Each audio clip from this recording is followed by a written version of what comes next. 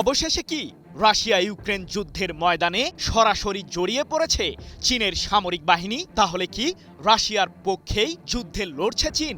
জানা গেছে যুদ্ধ বিষয়ক ৩ ধরনের প্রশিক্ষণ দিয়ে রাশিয়াকে শক্তিশালী করছে চীনের সামরিক বাহিনী, আর এতেই চাঞ্চল্য ছড়িয়ে পড়েছে পশ্চিমাদের মাঝে। এবার কি তাহলে চীন ও রাশিয়ার মতো দুই পারমাণবিক শক্তিধর রাষ্ট্র এক হয়ে পশ্চিমাদের বিরুদ্ধেও লড়বে?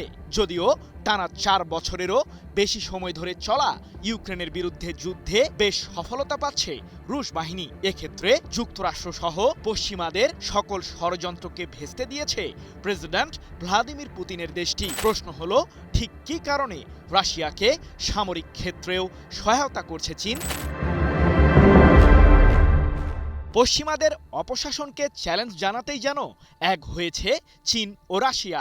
সম্প্রতি ইরানের বিরুদ্ধে যুদ্ধে জড়িয়ে নিজের ভুল হারে হারে টের পেয়েছেন মার্কিন প্রেসিডেন্ট ডোনাল্ড ট্রাম্প। কারণ ওই যুদ্ধের ময়দানে ইরানকে সামরিকভাবে সরাসরি সহায়তা করেছে চীন ও রাশিয়া, এমন দাবি বিশ্লেষকদের, যার ফলেই যুদ্ধের ময়দানে মার্কিনীদের বিরুদ্ধে ব্যাপক সফলতা লাভ করেছে তেহরান। এদিকে গত ৪ বছর আগে ইউক্রেনকে পশ্চিমা সামরিক জোট ন্যাটোর সদস্যপদ দেওয়ার লোভ দেখিয়েছিল যুক্তরাষ্ট্র, কিন্তু পশ্চিমাদের সেই ষড়যন্ত্রে ভাটা ফেলেছে রাশিয়া। ২০২২ সালের ফেব্রুয়ারিতে ইউক্রেনের বিরুদ্ধে আচমকা সামরিক অভিযান শুরু করার মাধ্যমে যুদ্ধের সূচনা করে রুশ বাহিনী। যদিও মার্কিন প্রেসিডেন্ট ট্রাম্প প্রতিশ্রুতি দিয়েছিলেন যে দ্বিতীয় দফায় তিনি যুক্তরাষ্ট্রের ক্ষমতায় বসলে ২৪ ঘন্টার মাঝে রাশিয়া ইউক্রেন যুদ্ধ বন্ধ করবেন, কিন্তু সে চেষ্টাতে এখন পর্যন্ত ব্যর্থ ট্রাম্প প্রশাসন। উল্টো যুদ্ধের ময়দানে নাজেহাল অবস্থায় থাকা ইউক্রেনকে সামরিকভাবে খুব একটা সাহায্যও করছে না যুক্তরাষ্ট্র। অন্যদিকে টানা ৪ বছরেরও বেশি সময় ধরে চলা এই যুদ্ধে রাশিয়ার সামরিক শক্তিকে ঘিরে বিভিন্ন ধরনের জল্পনা কল্পনা বিরাজ করছে পশ্চিমাদের মাঝে। কারণ ইউক্রেনের সমরাস্ত্রের মজুদ প্রায় শেষের দিকে হলেও রাশিয়া এক্ষেত্রে কিভাবে পরিস্থিতি মোকাবিলা করছে তা নিয়েই বিচার বিশ্লেষণে ব্যস্ত সমরবিদরা। এবার ব্রিটিশ বার্তা সংস্থা রয়টার্সের এক প্রতিবেদনে উঠে এসেছে রাশিয়াকে দেওয়া চীনের সামরিক সহায়তার বিষয়টিকে নিয়ে চাঞ্চল্যকর তথ্য।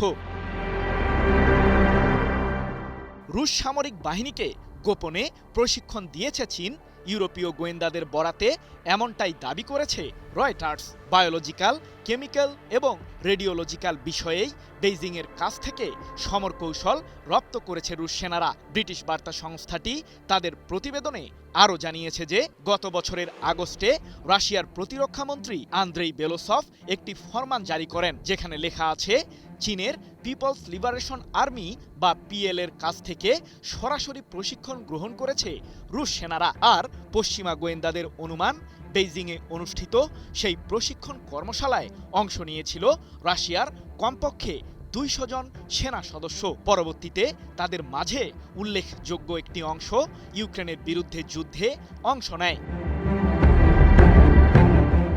কিন্তু বায়োলজিক্যাল, কেমিক্যাল এবং রেডিওলজিক্যাল বিষয়ে চীনের কাছ থেকে কেন প্রশিক্ষণ নিয়েছে রাশিয়ার সামরিক বাহিনী?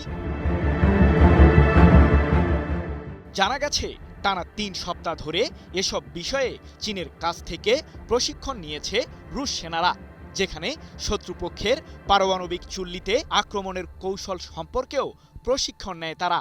এমনকি যে কোনো ধরনের রাসায়নিক হামলায় নিজেদের রক্ষা করার বিষয়েও জ্ঞান রপ্ত করেছে রাশিয়ার সামরিক বাহিনীর সদস্যরা। যদিও ইউরোপীয় গোয়েন্দাদের এসব দাবিকে ভিত্তিহীন বলেই উড়িয়ে দিয়েছে চীন ও রাশিয়ার পররাষ্ট্র মন্ত্রণালয়। জেবিএস হোল্ডিংস লিমিটেড সম্প্রতি ইউক্রেনের চেরনোবিল বিদ্যুৎ কেন্দ্রের কাছে থাকা একটি পারমাণবিক জ্বালানি সংরক্ষণাগারকে লক্ষ্য করে ক্ষেপণাস্ত্র হামলা চালিয়েছে রাশিয়ার সামরিক বাহিনী। এ প্রসঙ্গে জাতিসংঘের পরমাণু পর্যবেক্ষক সংস্থা IAEA এর দাবি, রুশ বাহিনীর ওই হামলার ফলে ইউক্রেনের ওই স্থানটির একটি ভবন মারাত্মকভাবে ক্ষতিগ্রস্ত হয়েছে। বিশ্লেষকরা বলছেন, জ্বালানি খাতেও ইউক্রেনের নাজেহাল অবস্থা করতে দেশটির বিদ্যুৎ কেন্দ্রগুলোকে লক্ষ্য করে প্রায়শই হামলা চালাচ্ছে রুশ বাহিনী। সৃজন মাহমুদ, নিউজ 24।